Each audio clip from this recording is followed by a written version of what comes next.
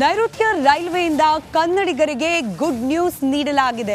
ಪರೀಕ್ಷೆಯನ್ನ ಕನ್ನಡದಲ್ಲಿ ಬರೆಯಲಿಕ್ಕೆ ಅವಕಾಶವನ್ನ ಮಾಡಲಾಗಿದೆ. ಕನ್ನಡದಲ್ಲಿ ಅರ್ಜಿ ಸ್ವೀಕಾರ ಮಾಡ್ತಾ ಇದೆ ರೈಲ್ವೆ.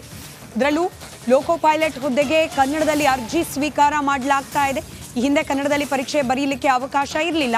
ಕನ್ನಡಿಗರ ಆಕ್ರೋಶ ವ್ಯಕ್ತವಾಗಿತ್ತು. ಈ ಆಕ್ರೋಶಕ್ಕೆ ಮಣಿದಿದೆ ರೈಲ್ವೆ ಇಲಾಖೆ. ನೈಋತ್ಯ ರೈಲ್ವೆಯಿಂದ ಕನ್ನಡಿಗರಿಗೆ ಆ ಮೂಲಕ ಗುಡ್ ನ್ಯೂಸ್ ಲಭ್ಯವಾಗಿದೆ. ಲೋಕೋ ಪೈಲಟ್ ಹುದ್ದೆಗೆ ನಡೆಯುವ ಪರೀಕ್ಷೆಗೆ ಕನ್ನಡದಲ್ಲೇ ಅರ್ಜಿ ಸ್ವೀಕಾರ, ಕನ್ನಡದಲ್ಲೇ ಪರೀಕ್ಷೆಯನ್ನ ಬರೀಲಿಕ್ಕೆ ಅವಕಾಶವನ್ನ ಕೂಡ ಮಾಡಿಕೊಡಲಾಗ್ತಾ ಇದೆ. ಡೀಟೇಲ್ಸ್ ನಮ್ಮ ಪ್ರತಿನಿಧಿ ನಟೇಶ್ ನೀಡ್ತಾ ಹೋಗ್ತಾರೆ. ದೂರವಾಣಿ ಸಂಪರ್ಕದಲ್ಲಿದ್ದಾರೆ. ನಟೇಶ, ಕನ್ನಡಿಗರ ಆಕ್ರೋಶ, ಆ ಆಕ್ರೋಶಕ್ಕೆ ಸಿಕ್ಕಿರುವ ಫಲಶ್ರುತಿ ಡೀಟೇಲ್ಸ್ ಕೊಡ್ತಾ ಹೋಗೋದಾದ್ರೆ.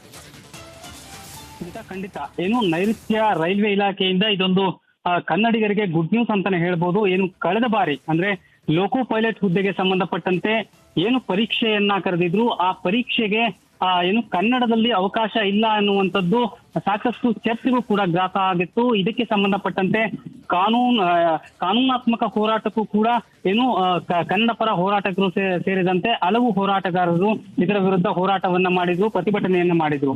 ಇದೀಗ ಕನ್ನಡಿಗರಿಗೆ ಏನು ಪರೀಕ್ಷೆ ಬರೆಯೋದಕ್ಕೆ ಅವಕಾಶವನ್ನ ಕೊಟ್ಟಿರುವಂತದ್ದು ಕೂಡ ಇದು ಕನ್ನಡಿಗರಿಗೆ ಒಂದು ಗುಡ್ ನ್ಯೂಸ್ ಅಂತಾನೆ ಹೇಳ್ಬೋದು. ಆದ್ರೆ ಮತ್ತೊಂದು ವಿಚಾರ ಅಂತಂದ್ರೆ ಇಲ್ಲಿ ಲೋಕೋ ಪೈಲಟ್ ಹುದ್ದೆಗೆ ಮಾತ್ರ ಕನ್ನಡದಲ್ಲಿ ಅವಕಾಶವನ್ನ ಕೊಟ್ಟಿದ್ದಾರೆ.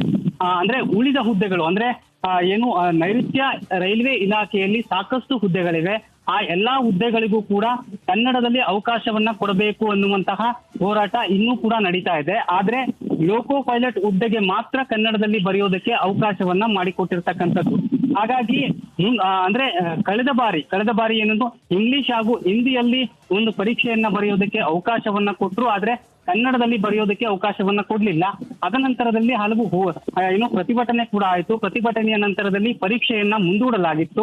ಇದೀಗ ಮತ್ತೆ ಪರೀಕ್ಷೆ ಬರೆಯೋದಕ್ಕೆ ಅವಕಾಶವನ್ನ ಮಾಡಿಕೊಟ್ಟಿರ್ತಕ್ಕಂಥದ್ದು ಒಂದು ಕಡೆ ರೈಟ್. ಧನ್ಯವಾದ ನಟೇಶ್ ಮಾಹಿತಿಗಾಗಿ.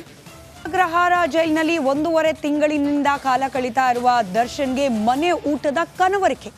ಎಷ್ಟೇ ಪ್ರಯತ್ನ ಪಟ್ಟರೂ ಕೂಡ ಮನೆಯೂಟಕ್ಕೆ ಕೋರ್ಟ್ ಮಾತ್ರ ಸಮ್ಮತಿಯನ್ನ ನೀಡ್ತಾ ಇಲ್ಲ.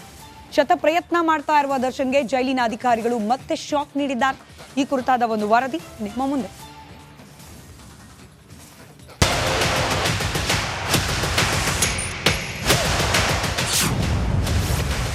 ದರ್ಶನ್ಗೆ ಬಿಗ್ ಶಾಕ್ ಕೊಟ್ಟ ಜೈಲಾಧಿಕಾರಿಗಳು. ಇದು ರಿಪಬ್ಲಿಕ್ ಕನ್ನಡದ ಬಿಗ್ ಎಕ್ಸ್ಕ್ಲೂಸಿವ್.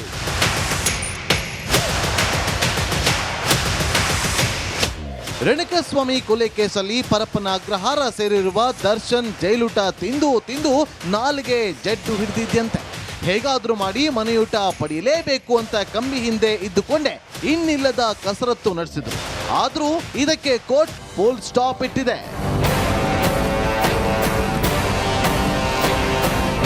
ದರ್ಶನ್ ಮನೆಯೂಟಕ್ಕಾಗಿ ಸಲ್ಲಿಸಿದ್ದ ಅರ್ಜಿಯನ್ನ ನೀವೇ ತೀರ್ಮಾನಿಸಿ ಎಂದು ಕೋರ್ಟ್ ಜೈಲು ಅಧಿಕಾರಿಗಳಿಗೆ ಸೂಚನೆ ಕೊಟ್ಟಿತ್ತು. ಈ ಕುರಿತು ವರದಿ ರೆಡಿ ಮಾಡಿರುವ ಅಧಿಕಾರಿಗಳು ಕೋರ್ಟ್ಗೆ ಸಲ್ಲಿಸುವ ಸಾಧ್ಯತೆ ಇದೆ. ಅದಕ್ಕೂ ಮೊದಲೇ ಜೈಲಧಿಕಾರಿಗಳ ವರದಿ ರಿಪಬ್ಲಿಕ್ ಕನ್ನಡಕ್ಕೆ ಲಭ್ಯವಾಗಿದೆ.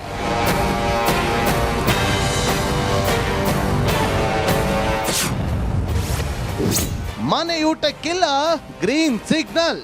ದರ್ಶನ್ಗೆ ಯಾವುದೇ ಆರೋಗ್ಯ ಸಮಸ್ಯೆ ಇಲ್ಲ. ಹೀಗಾಗಿ ದಾಸನಿಗೆ ಮನೆಯೂಟ ಕೊಡಲು ಸಾಧ್ಯವಿಲ್ಲ. ಅದಕ್ಕಾಗಿ ಕಾಟೇರನಿಗೆ ಮನೆಯೂಟ ಅನುಮತಿಗೆ ನಿರಾಕರಿಸಿದ್ದಾರೆ. ಭೂಪತಿಗೆ ಮನೆಯೂಟ ಕೊಡುವ ಸ್ಥಿತಿ ನಿರ್ಮಾಣವಾಗಿಲ್ಲ ಎಂದು ಪರಪ್ಪನ ಅಗ್ರಹಾರ ಜೈಲು ಅಧಿಕಾರಿಗಳು ರಿಪೋರ್ಟ್ ರೆಡಿ ಮಾಡಿದ್ದು ಆಗಸ್ಟ್ 20ರಂದು ಕೋರ್ಟ್ಗೆ ಸಲ್ಲಿಸಲಿದ್ದಾರೆ. ನವೀನ್ ಶೆಟ್ಟಿ ಕೆರಾಡಿ, ರಿಪಬ್ಲಿಕ್ ಕನ್ನಡ, ಆನೇಕಲ್.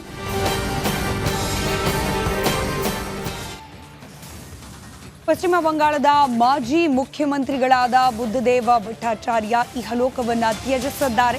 ಇವತ್ತು ಬೆಳಗ್ಗೆ 8:20ರ ಸುಮಾರಿಗೆ ಬುದ್ಧದೇವ್ ಅವರು ಕೊನೆಯುಸಿರು ಎಳೆದಿದ್ದಾರೆ. ಉಸಿರಾಟದ ತೊಂದರೆಯಿಂದ ಬಳಲ್ತಾ ಇದ್ರು ಬುದ್ಧದೇವ್. ಕಳೆದ ವರ್ಷ ನ್ಯೂಮೋನಿಯಾಗೆ ತುತ್ತಾಗಿದ್ರು. ದಕ್ಷಿಣ ಕೋಲ್ಕತ್ತಾದ ನಿವಾಸದಲ್ಲಿ ಇಂದು ಬೆಳಗ್ಗೆ 8:20ರ ಸುಮಾರಿಗೆ ಕೊನೆಯುಸಿರು ಎಳೆದಿದ್ದಾರೆ. ಮತ್ತೊಂದು ಕಡೆ ರಾಜ್ಯ ಕಾಂಗ್ರೆಸ್ ಪಾಳ್ಯದಲ್ಲೂ ಕೂಡ ಒಂದಷ್ಟು ಬೆಳವಣಿಗೆಗಳು ನಡೀತಾ ಇದೆ. ಅದರಲ್ಲೂ ಸರ್ಕಾರ ಅಧಿಕಾರಕ್ಕೆ ಬಂದು 1 ವರ್ಷದಲ್ಲಿ ಯಾವ್ಯಾವ ಸಚಿವರ ಕಾರ್ಯವೈಖರಿ ಯಾವ ರೀತಿ ಇದೆ ಅನ್ನೋದನ್ನ ಕಾಂಗ್ರೆಸ್ನ ಹೈಕಮಾಂಡ್ ಬಹಳ ಸೂಕ್ಷ್ಮವಾಗಿ ಗಮನಿಸ್ತಾ ಇದೆ. ಹೀಗಾಗಿ ಕೆಲ ಸಚಿವರಿಗೆ ಮುಂದಿನ ಬೆಳವಣಿಗೆಗಳು ಆತಂಕಕ್ಕೆ ಕಾರಣವಾಗ್ತಾ ಇದೆ. ಈ ಕುರಿತಾದ ಒಂದು ಡೀಟೇಲ್ ರಿಪೋರ್ಟ್ ನಿಮ್ಮ ಮುಂದೆ.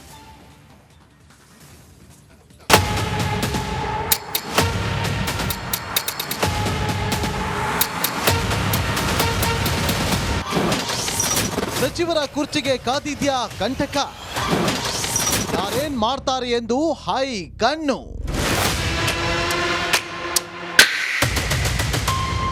ರಾಜ್ಯ ರಾಜಕೀಯದಲ್ಲಿ ಒಂದಲ್ಲ ಒಂದು ಮಹತ್ವದ ಬೆಳವಣಿಗೆಗಳು ನಡೆಯುತ್ತಿದ್ದು ಸರ್ಕಾರದ ನಡೆ ಮೇಲೆ ಕಾಂಗ್ರೆಸ್ ಹೈಕಮಾಂಡ್ ಕಣ್ಣಿಟ್ಟಿದೆ. ಕಾಂಗ್ರೆಸ್ ಸರ್ಕಾರದ ಮೇಲೆ ಬಂದಿರುವ ಸಾಲು ಸಾಲು ಆರೋಪ ಕೇಳಿ ಬಂದ ಹಿನ್ನೆಲೆ ಹೈಕಮಾಂಡ್ ಹೆಚ್ಚಿನ ನಿಗಾ ಇಟ್ಟಿದ್ದಾರೆ. ಯಾವ್ಯಾವ ಸಚಿವರು ಏನೇನು ಮಾಡ್ತಾ ಇದ್ದಾರೆ ಅಂತ ವಾಚ್ ಮಾಡ್ತಿದ್ದಾರೆ.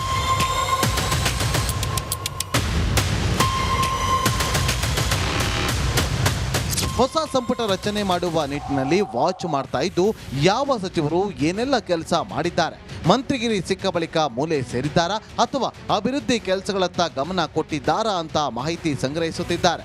ಯಾಕಂದ್ರೆ ಪರ್ಫಾರ್ಮೆನ್ಸ್ ಇಲ್ಲದ ಸಚಿವರನ್ನ ಕೈ ಬಿಡಲು ಕಾಂಗ್ರೆಸ್ ಹೈಕಮಾಂಡ್ ನಿರ್ಧಾರ ಮಾಡಿದೆ.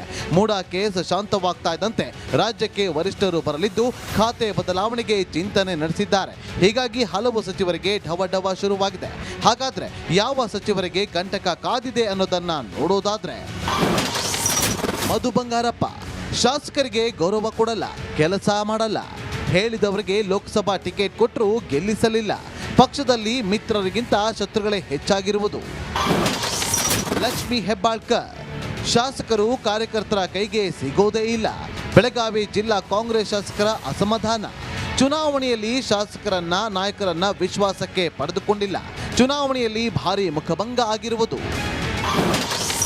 KH ಮುನಿಯಪ್ಪ ಕೋಲಾರ ಚಿಕ್ಕಬಳ್ಳಾಪುರ ಲೋಕಸಭೆಯಲ್ಲಿ ಸೋಲು, ಅಭ್ಯರ್ಥಿಗಳ ಪರ ಕೆಲಸ ಮಾಡದ ಗಂಭೀರ ಆರೋಪ. ಮುನಿಯಪ್ಪ ವಿರುದ್ಧ ದೂರು ಕೊಟ್ಟ ಕೋಲಾರ ಶಾಸಕರು.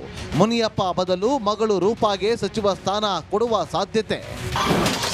ಭೈರತಿ ಸುರೇಶ್ ಮೂಡ ಹಗರಣ ಸರಿಯಾಗಿ ನಿಭಾಯಿಸದಿರುವುದು, ಶಾಸಕರ ಜೊತೆಗೆ ನಡವಳಿಕೆ ಸರಿಯಿಲ್ಲ ಅನ್ನುವ ದೂರು.